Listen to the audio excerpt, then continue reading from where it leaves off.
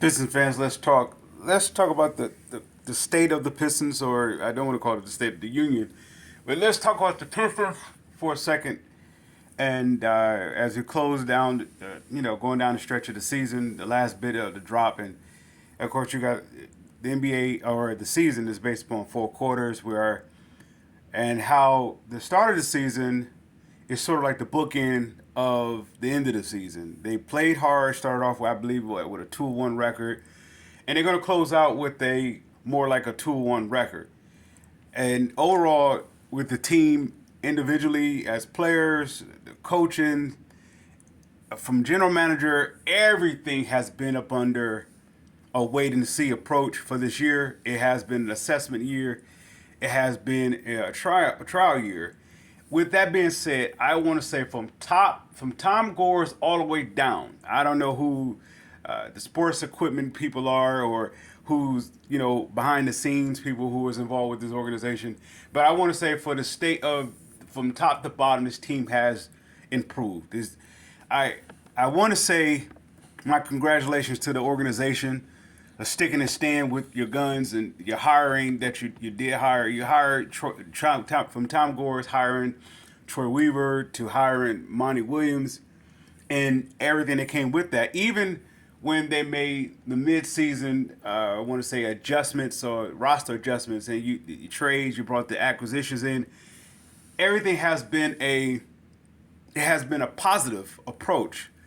Are there pros and cons about it? Yeah, there are pros and cons about it. Nonetheless, I want to say the pros outweighs the cons. If there are a few takeaways or a few things to be noted about the cons of what happened, or of this current team or this current year, is that it was a patient year.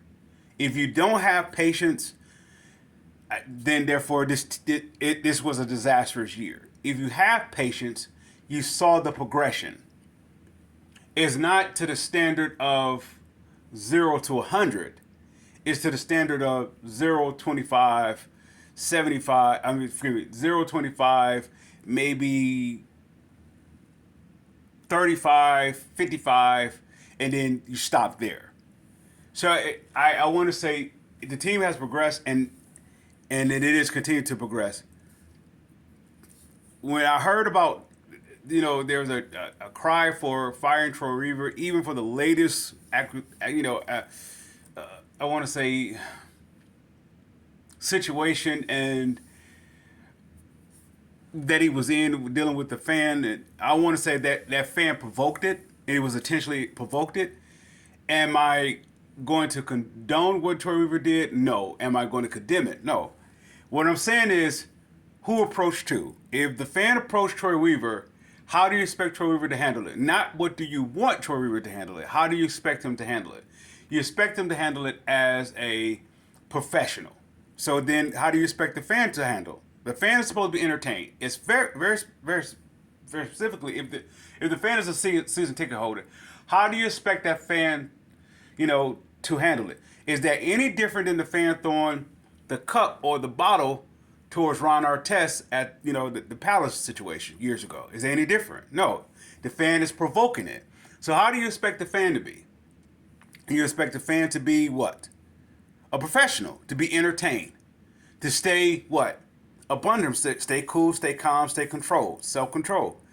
Yet if the fan approached him once and did what he did, that's one thing.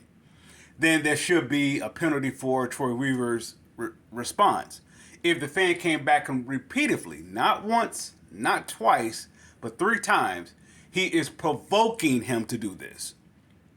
You keep poking at a bear, the bear is minding his own business. But if you keep poking at that bear, it's going to come get you. Yet, that capitalized the whole Pistons year.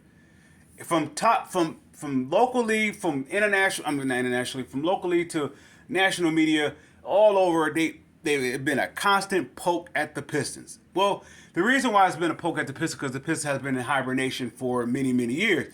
We're not talking about 14 years since they won a title or since they've been in the playoffs. That's not what we're referring to. We're referring to that this team has been in, I want to say, hiatus for quite some time because this organization has been up under a slumber. I want to say it's like a death sleep.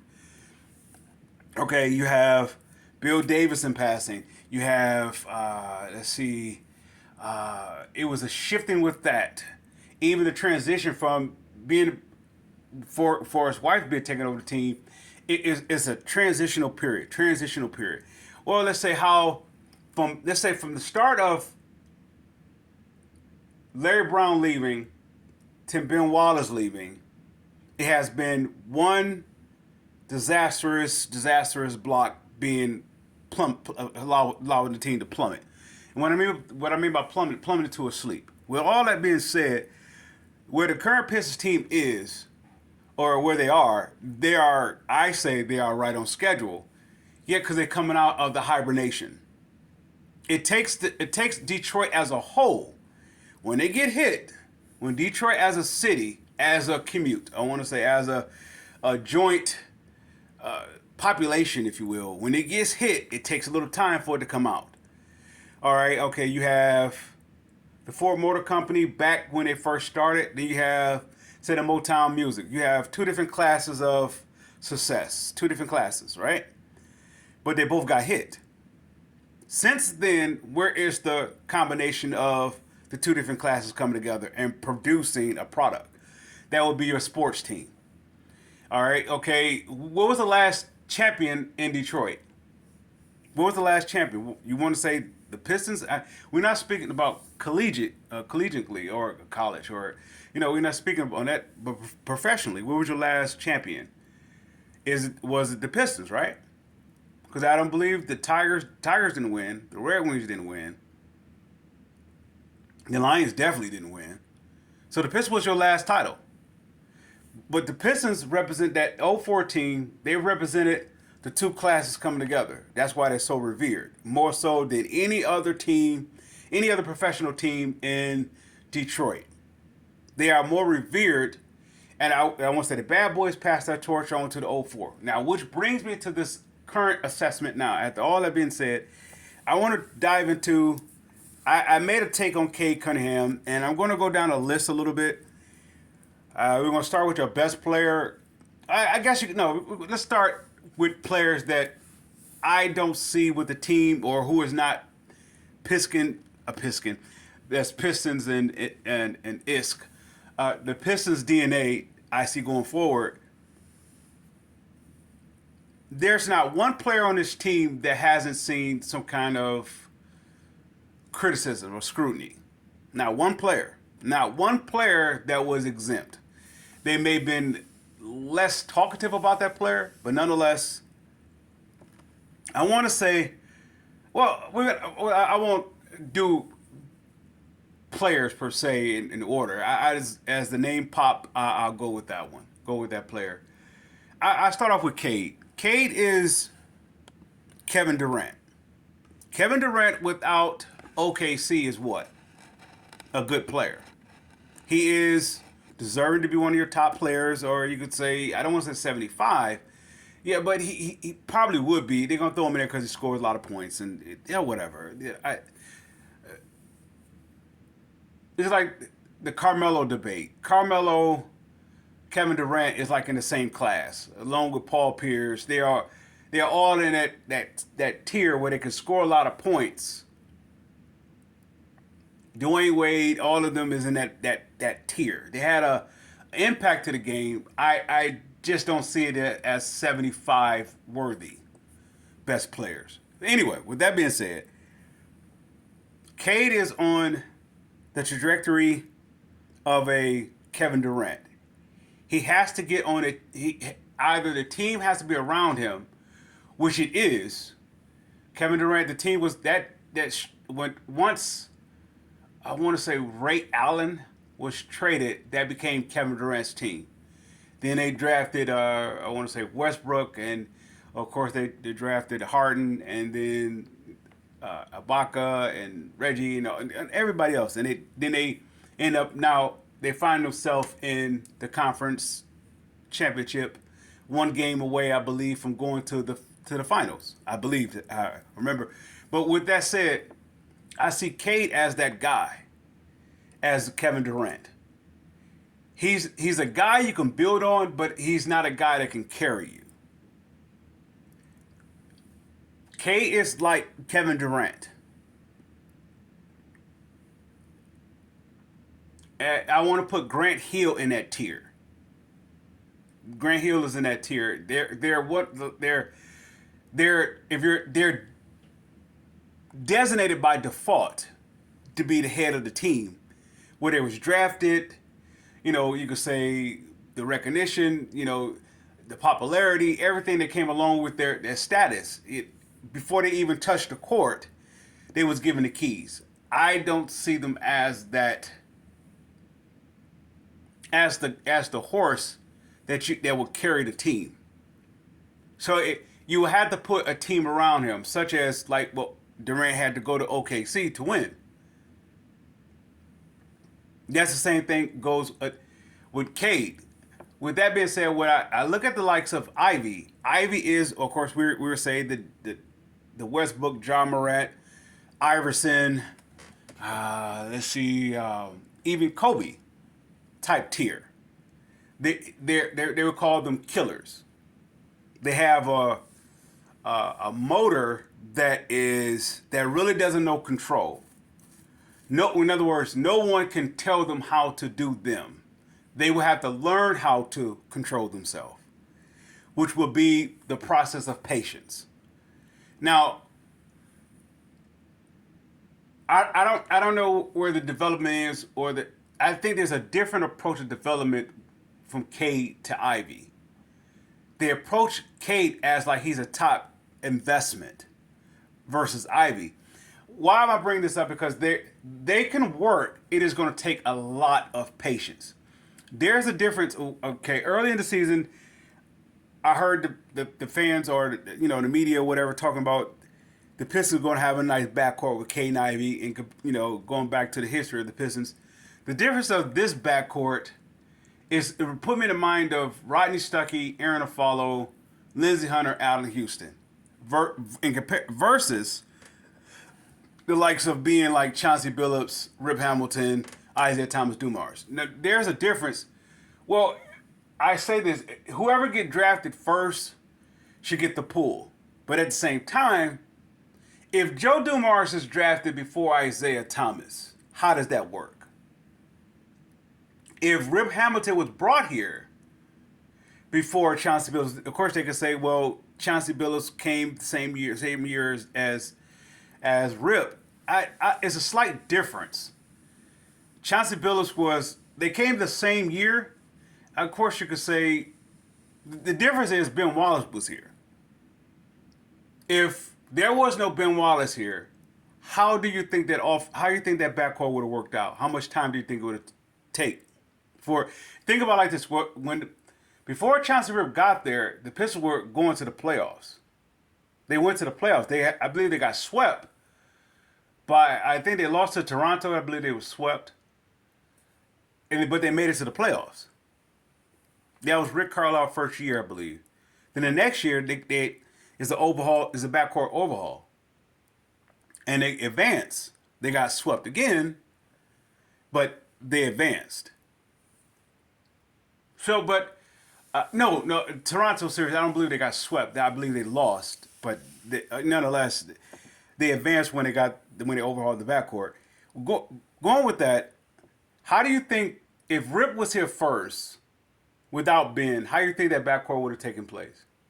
The difference is, Rick Carlisle already had a structured system going. And it was on defense. That was from top to bottom.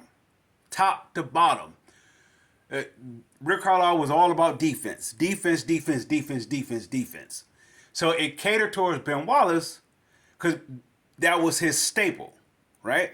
So if going fast forward to now, if they say in this they want to restore the Pistons back to the defensive team, then you can't build it around Cade. You have to build around a person who's defensive minded. The only one that I can see that's defensive minded is either going to be your front court, is either going to be Stewart or Duren. One of those two have to set the tone defensively. If you build it around Cade, you build it around an offensive guy. K is showing flashes of defense. And maybe I'm catching on late. Maybe he have always been showing it. I just didn't catch it. He's showing defensive tenacity now, which showing that he's buying into to the culture shift. He's if he continues to stride in that defensively, then he will no longer be in that sidekick bracket in my account. He's a sidekick guy because I believe he defers a lot. We could say that's unselfish. That's the same thing as LeBron, but LeBron really wasn't LeBron. As talented as a player that he was, Cade-esque, that he really wasn't LeBron until he got to Miami and it was thrust upon him to be the guy. That's what I mean by sidekick guy. Dwayne Wade is not a 75 because to me he's a sidekick guy. He's a sidekick guy. Can you benefit off of him? Can you have success off of him? Yeah, that's God-given talent. You can't. It is what it is. He's faster than most guys that he's whatever that his opponent or just checking him. So he has an advantage with that. Yet he's not 75-esque because he can't carry a team by himself. Dwayne Wade has never carried a team by himself, so he's not 75-esque.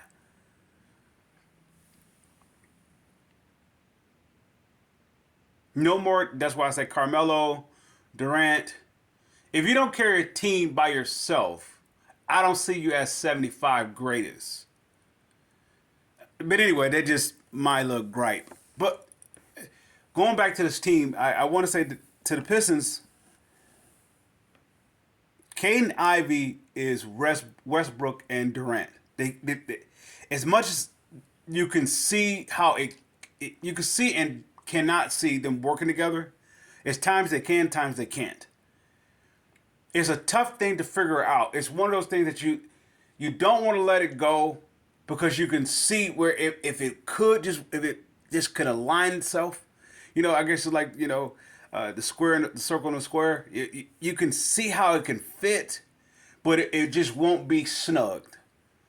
The corners is going to be loose, if you will. The circle can fit inside of a square, but it's going to be loose.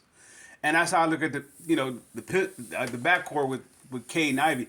Why? Because I believe they both are two alphas. They both are two not ball dominant guys, not just ball dominant guys. They are both guys who can actually lead a team.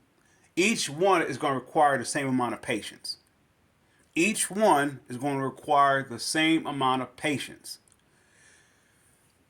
With Ivy, you have to put a running unit around him. With Cade, you had to put shooters around him, an offensive-minded team around him. With Ivy, you could do both. I believe you could be. It will be Piskin-esque because you could play offense, defense. You could play both sides. With Cade, you have to be. You would have to be like going to a Golden State team when at the likes of like Durant went to a Golden State team. Is they play defense, but their success is predominantly offensively.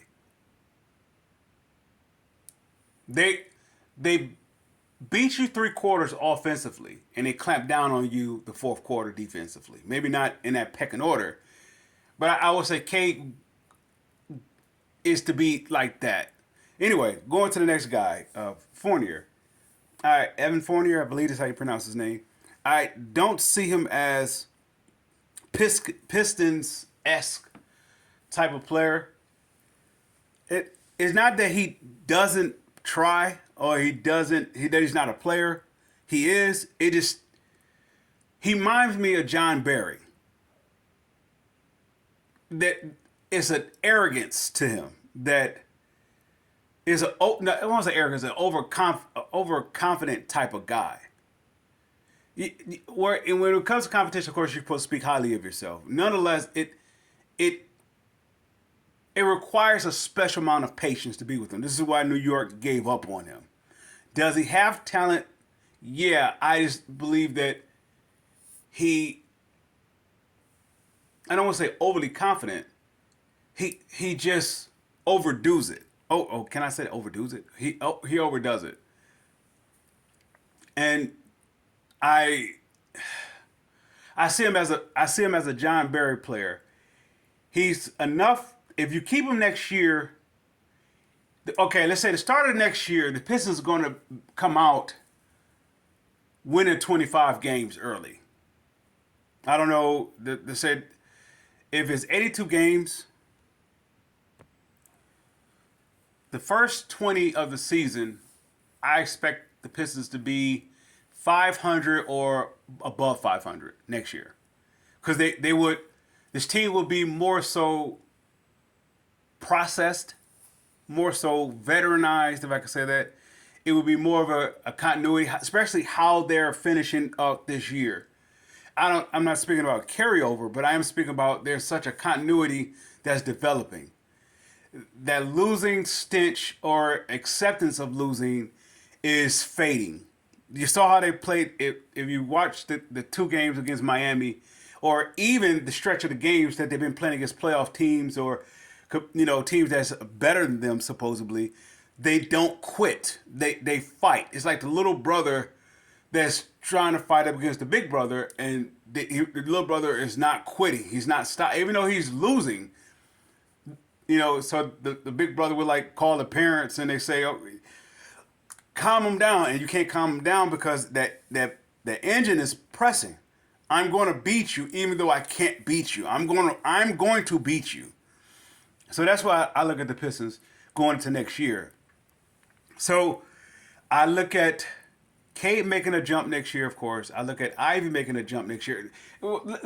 Before I do that, I'm going to say there's going to be some scratches off this team. Who do I see being removed? Who do I see them keeping?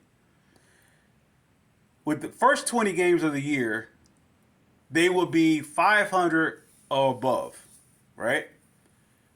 Within that, coming into that season, or into the season,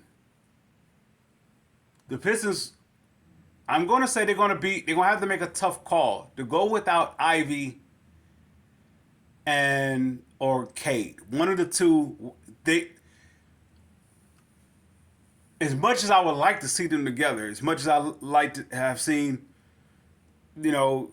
Lindsay and Alec Houston stay together, much as I would have liked Aaron Aflalo and Stuckey to stay together. And how they traded Aaron Aflalo, I believe they traded him to Denver, I believe, for that Allen Iverson. I can see that type of move with Ivy. I would say I would like Ivy to be here more so than Cade because I believe Ivy is homegrown. I don't know if he was born in Detroit. I'm not sure. Yet he is like Isaiah Thomas. You're born in Chicago, but yet you adopted by another city that's just like Chicago. So I'm split with who I would keep, but one of the two, I don't think they can be together. The reason why I would let go of Ivy is because of Sasser. The reason why I would trade Ivy, or what would I trade Ivy for? I would trade Ivy actually for Ben Simmons, if I could get it. If I can get that Ben Simmons pick. Somebody could say he has ending injury and all that, and he can't shoot.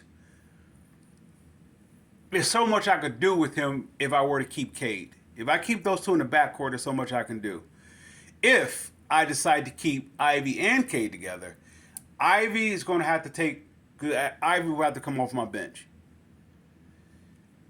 Why? Because I would say that Ivy is a guy who deserves his own. I want to be able to run his own team, like Westbrook, and with the likes of Westbrook and Kevin Durant. Westbrook deserves to run his own team. However, he doesn't have, let's say, the poise to run his own team. It's a weird situation with Ivy. This is why you're kind of for keeping him versus letting him go, but at the same time you could be for letting him go versus keeping him. that poise that is the self same poise that Iverson had to work through. That's why Iverson was never a winner. He never won because of that very reason. Same thing goes with the likes of Ja Morant. I don't know, and Westbrook. They never won anything because it requires to win. It requires poise at crucial times. Yet, if you are a rev up and go, look how hard it took Kobe to win. Kobe is in that self same tier. The difference is Kobe had a balance at home. You know what I mean? He even stated that those who have parents, both parents in the household, it brings an added advantage.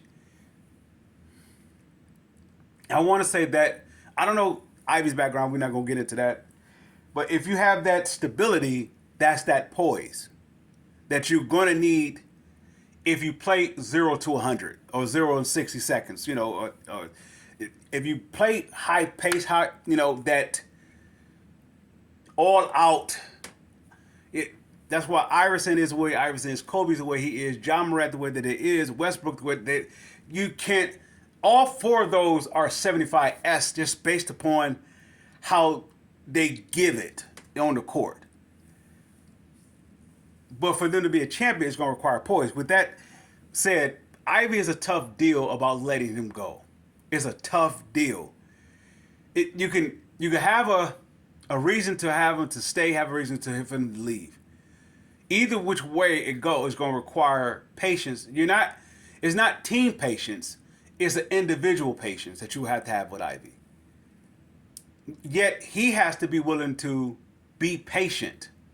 But that takes work outside of, let's say, if he were to learn an additional activity that is patient oriented, so like tennis. It's beneficial to a person like him versus boxing or karate.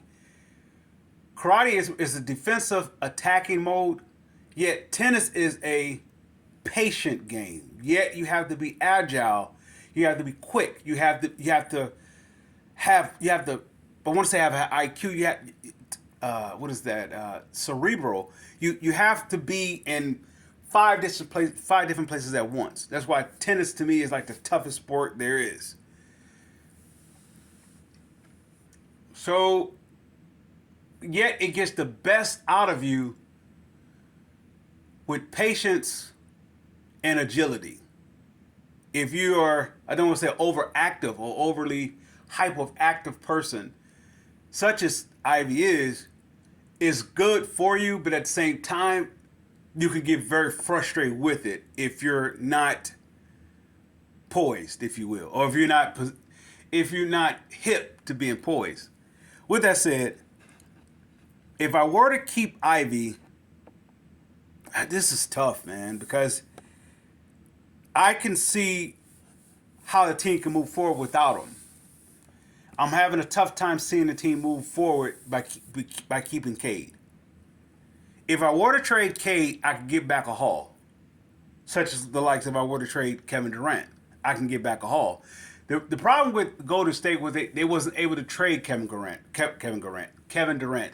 Well, if they, I'm sure they probably would have. Yet you want them to come back because you're more successful with them, so you don't want to. That's a different situation. So, what do? I would trade that. Wow, that's tough, man. That is tough. Someone said that this team going forward, all this core four, I guess you could say the core five. How can I say this? With this core six, that's Cade, Ivy, Duren, Stewart, Asar, Sasser, is not going to stay together. So if I have to let somebody go, which I don't want to think about, if I have to let somebody go, I have to let somebody go who deserves their own team, or who is who's taking a step back and don't want to go forward. So far, everybody wants to go forward. Every player is progressing. I would say is a coin flip between Ivy and Cade. Who deserves their team? It's a different situation than Chauncey and Rip and Isaiah and Joe. It's a totally different situation. Why? Because Chauncey was more so the veteran guy to that degree. Rip was like the pup to him. Sort of like Joe Dumars and Isaiah. Even though Joe Dumars came in a couple years after Isaiah was name has already established itself. Him and Bill Laimbeer was putting a stamp on the team. So it was a fall in line type deal. Even though, let's see, how did it go? The trade happened before free agency. No, how did it go? That's a tough deal with Chauncey and Rip because they was both at the same place at their career. Chauncey went through what he went through, and Rip was going through. I won't say Rip was younger than Chauncey, but at the same time, I want to say that they was at the same point of their career. They both was looking to make their niche in the league. Rip was up under. I want to say up under. He who was in was what. LaRon Prophet, I believe he was there. Courtney Alexander, and I want to say it was somebody else on that Washington team. So he was buried. Of course, Jordan was playing too. Yet, so it is. They both needed to break out. When it comes to the likes of Westbrook and Durant, they could work together. They got to the conference finals. Could they win a title together? They will have to work at it and work at it and work at it. Kevin Durant is the type of guy that I don't say he quits. He looks what's best for him, which is nothing wrong with. That's why he went to Golden State. That's why he left Golden State. He does what's best for him. He's I don't know. I want to say he's a 60-40 guy when it comes to balance. He's 60 for balance and 40 not for balance. I don't know if he's a 50-50 guy. I put Cade in that self-same category, him and Ivy, with Westbrook. The Pistons have a better shot at it because I believe the players are wired a little differently. But it put me in that mind. Moving forward, okay, who else on the list? Let's say, do I bring back James Wiseman? Absolutely. Absolutely. Absolutely. Okay, it depends on, all right, this is going to be a tough offseason. This is going to be tough. You can move forward to be, let's say, competitively advanced, if I can say that. I'll say it away. To be competitively advanced, you're going to have to make a decision with that backcourt. It works, but it doesn't work. They can start the game together, but I don't know if they can finish the game together. I don't know. It's good. It's going to take time. It will make it tough. Sasser is, by year 2, he's going to be ready to contribute more. It put me in mind of that Houston Rockets team when you had, who was that? Vernon Maxwell and Kenny Smith, and you had Sam Cassell coming off your bench. It put me in mind of that. Sam Cassell was ready to break out. And Sasser reminded me of Sam Cassell in that regard. That he's going to be counted on to contribute more. His game is going to improve in the offseason. Because he's showing it now that he can. I would start him over Ivy based upon the poise. Now he's going to make the rookie mistakes. Yeah, yeah. I think he's a step ahead of Ivy in terms of poise. So that would give me the advantage because the Pistons wins and losses had came down. Well, let's say those close game wins and losses came down to the maturity level, which would be poise. So you will have to put your best players on the court who are poised, and I don't see Ivy as that guy, nor do I see the likes of Wiseman, Fournier. This whole team, as a regard, some more than less, is not poised. That's why that's why they lose those games. But I don't know. I would play this. This is where it becomes tough because I would, if going forward, if I this is really tough. It's a tough problem to have because if I move away from if I move away from Ivy, I have so many options. I may not get a good return back. This is why I say I will be the likes of trading him for Ben Simmons. Why? Because that covers Cade. Somebody say he can't shoot. Yet, but he can play. Yet he can play. Eric Snow wasn't known for his shooting, but he can play. You can win with him. All right, let's say, because we'll get a defensive first guy. That makes me a better team already. Somebody say, well, the league is more offensive. That's changing. That's in the process of change. If you can't see it, you're missing it. It's changing. Why? Because what changes is that how everything works. Once everybody comes and do it, it's time to go to the newest thing. The newest thing the NBA always go back full circle. So it's going back to the defensive thing. They needed a break from defense. Now it's going to go back to it. With that said, if I keep Ivy will come off my bench. Only thing about that is,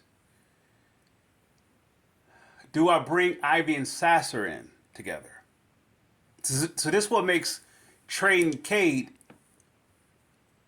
an option, unless Cade becomes a spot up 3-point shooter. If Cade becomes a spot up 3-point shooter, I'll move him to the 3 position. But right now, Cade game is limited. It's growing. It's limited. Maybe he takes a big step forward maybe because he knows what to work on and know how to get whatever. And he'll take that step forward from being a sidekick to being the guy that you get on his back and he'll carry you. I don't know, man. This offseason is going to be tough. But I'm bringing back James Wiseman. I'm not bringing back Fournier. I'm bringing back Fontecchio. I will bring back, I would say that's pretty much it. Out of all the 8 players that they brought in this year, I want to say those are the ones that I'm bringing back. It's going to be another overhaul. I'm resigning Wiseman. Everything else is intact. I'm going to have a top draft pick. I'm not trading that. I'm going to have spending money so I could take upon a contract, even from the likes of a player that they will have the fans question their head, of a Ben Simmons. There's a reason why he got all that money. He was a LeBron-esque type player. He was a triple-double. So that's what... Wow, okay. I don't know, man. This is... On the fly is a lot to process. There's a lot to process. That's why I believe they're doing it the way they're doing it this year. It's a lot to process. You're processing individually groupings and tandems and also as a team. You're seeing so much that you have to evaluate. That's why you have so many evaluators. If they get the number one overall pick, I'm drafting Alex Sarr. Alexandre Czar. I'm drafting him. If they get the number two, then I would go with the other Frenchman, Zachary Risatria. I want to say I'll take him if you're picking at that number two. If you're picking 3 through 6, I will potentially trade the pick. The first two picks, if I get the first overall or the second overall, I first I'm taking Alexandre Sarr, and then if I'm getting the second pick, then I will take Zachary Rosachier. Forgive me, Rosachier. I butchered that for a second. I'll take him. With that said, somebody will say, why don't you just trade the pick for a veteran player? I don't need a veteran player. This team is still up under evaluation. Until until Cade and Derwin is a steady at their what they do night in, night out. Until they're steady. Where what we mean by steady, until the opposing team can't do anything to stop it. You can double team it, you can double team it, you can triple team it, whatever, you can't stop it. Until we get to that point, then I don't know what I have with the likes of those two building blocks. So let's say they both take the leap forward in their first 20 games. Once again, I say they're going to go 500 or above 500 in the first 20. That will be saying Derwin and Cade would have taken a step forward. That, of course, we also saying that Cade wouldn't have been traded. Then I'm going to say, if I'm bringing Ivy off the bench,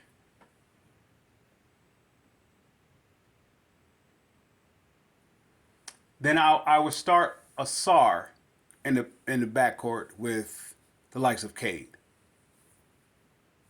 It depends, of course, what I'm trading. If I were to trade Ivy, it depends on what, of course, I'm trading. If I don't trade him, I'm bring him off the bench. But if I bring him off the bench, am I going with the Lindsey Hunter, Mike James approach with the likes of a Sarr and not a Sarr, with the likes of Ivy and Sasser? I would say so. You'd be undersized, nonetheless. That's a handful. That is a handful to deal with in year 2, year 3 for those two players. If I get Alexander, here's the reason why I wouldn't trade. I heard somebody said possibly trading for Mikal Bridges. I wouldn't trade for him. Of course, he's a 20 plus. I don't need offense. I need defense. The Pistons showing you now that they can score. They can score the basket, but they also can show you that even without scoring the basket, that they are close to winning games. So somebody would say, well, they need more offense. No, they actually need a tweaking, if you will. You don't need another 20-point scorer. They have enough 20-point scorers. It's just they have to groom to be 20-point scorers. If the reason why you're bringing a veteran guy like Mikal Bridges in is because you want to speed up the process. I would take Miles Bridges before I would take the likes of Tobias Harris or Mikal Bridges. Why? Because Miles Bridges is still growing, and he can grow into a role. In Charlotte, he has to be the guy because he is the guy. There's nobody else there. In Detroit, he doesn't have to be the guy, so he could be a part of a unit, if you will. So he doesn't have to be the guy that carries the guy, but at the same time, he's no slouch at carrying the team because he's done it in Charlotte. That's why I will bring Miles Bridges here versus Mikal Bridges. All right, let's see.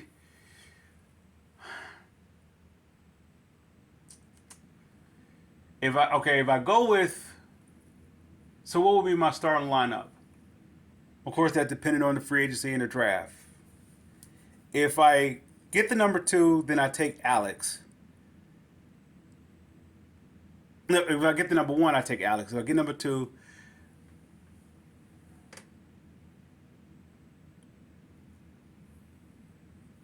I'll take Zachary.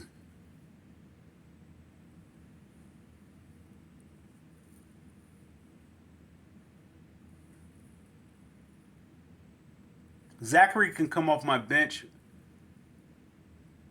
for the first year.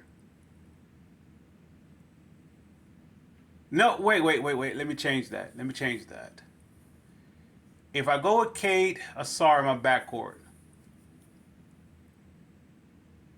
yeah, somebody's going to have to be traded. Somebody, if you keep the pick, the one or two, somebody's definitely going, of that core six, somebody, possibly two, going to have to be moved. Somebody's going to have to be traded. For this team to go forward, somebody's going to have to be traded. There's not enough room for players to constantly, to develop if you're going to bring in more young players. With that said, that's why if you trade Cade, you're going to get back a lot more. You will get a Durant-esque type haul. You can get possibly three first round draft picks, but I don't know about that because, because that, wow, it's something, man. It's a tough situation the Pistons to be in. Nonetheless, it is a good situation to be in. Without a doubt, I'm bringing back Wiseman at a reasonable price. I'm not bringing him back at the $12 million that he's making. I'm bringing back half of that. Let's see, Fontecchio, if he's willing to sign, I'll sign him.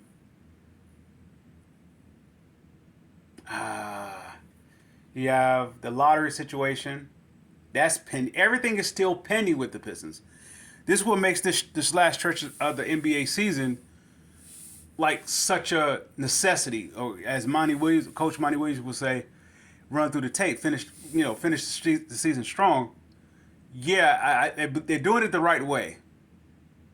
They're doing it the right way because it gives a great evaluation, very very specifically about these last two games, or the last several games that they're going against playoff teams or teams that are in the play-in or, excuse me, or top contending teams. They're going against this stretch of the season that is actually great. Just like going against that 28 game losing streak. This is why another reason why I would say why I say Cade is a sidekick is because how he handled the 28 losing streak. He handled as like a little brother that's crying, that's not getting his way, that wanted to cry because he's not getting his way. So I think it was beneficial for him because it's teaching him how to grow up, how to mature. I don't know, man. I don't look into statistics as much as I do cohesion or cohesiveness or continuity. How the players have each other's back, not in talk, but on the court in a way that they look to each other. This team is not poised. You can tell the reason why they're not poised. They don't look for each other. They look for certain players that they have confidence in. They don't have confidence in each other that well. You have certain players that's, I want to say, overly confident, where it goes to the placement or the position as being arrogant. Those I won't bring those players back. Those type of players. So far, Ivy is on that line. Ivy is on that line. He's not there. He's close to it. Fournier, he is that line. Everybody else, for the most part, are not. This is why I can work with everybody else. Those two players their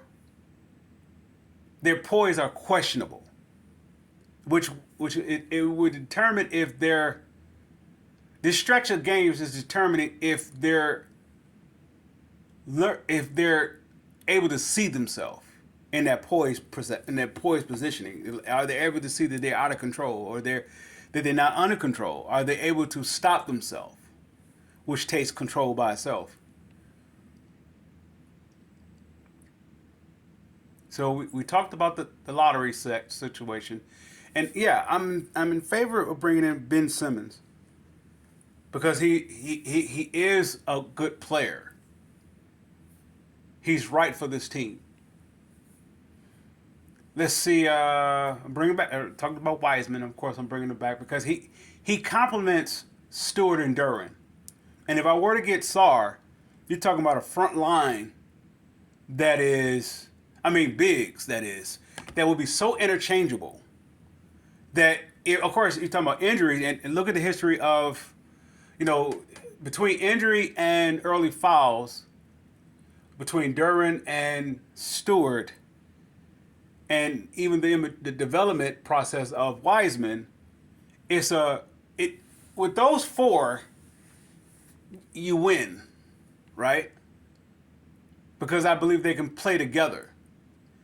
I would, if I bring Zar in, I would start Wiseman.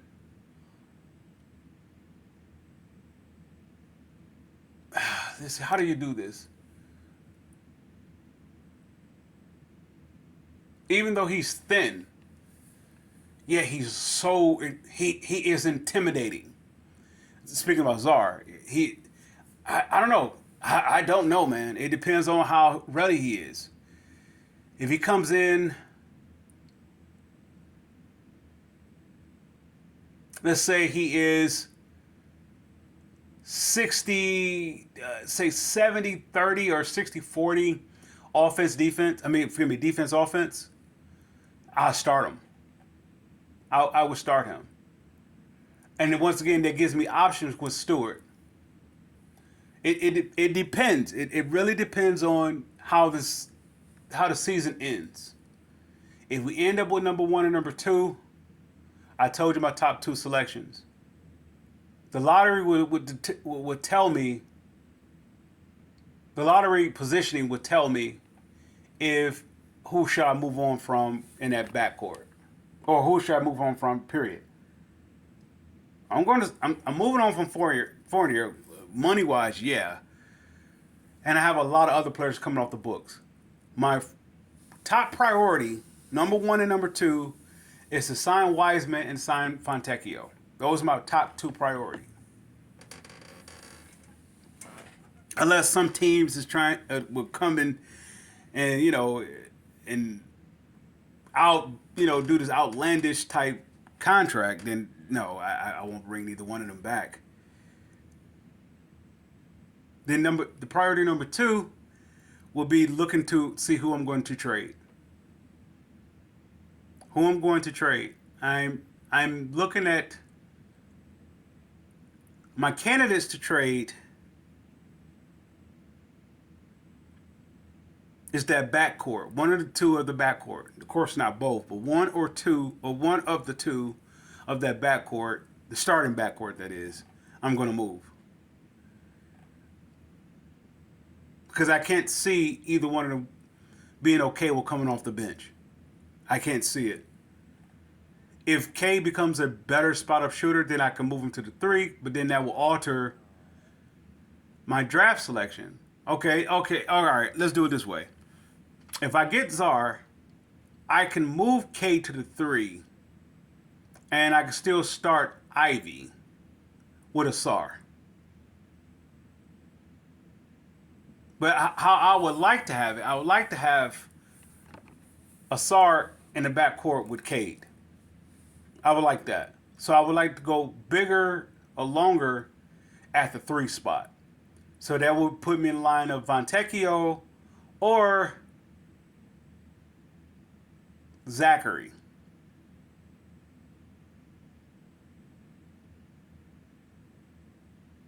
Rejeshiar.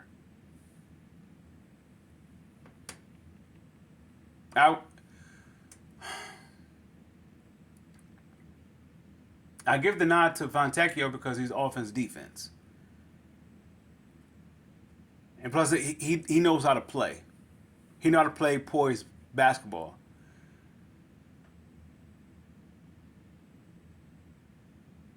Same thing goes for the likes of. This is why I would start Asar in the backcourt because he plays poised basketball. If I get Czar,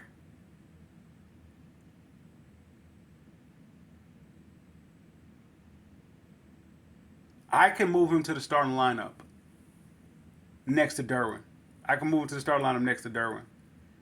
And I have Wiseman and of course somebody may have to be. I'm signing back Wiseman because either Wiseman's going to burst out to a. He's an 18 to 20 guy point scorer. Wiseman is an 18 to 20 point scorer right now. Right now, if they give him the touches. Now, I won't say 18 to 20. I would say he's more so 12 to 15.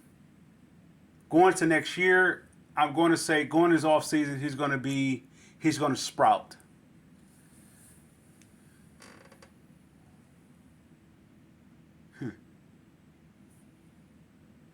We're going to stop there.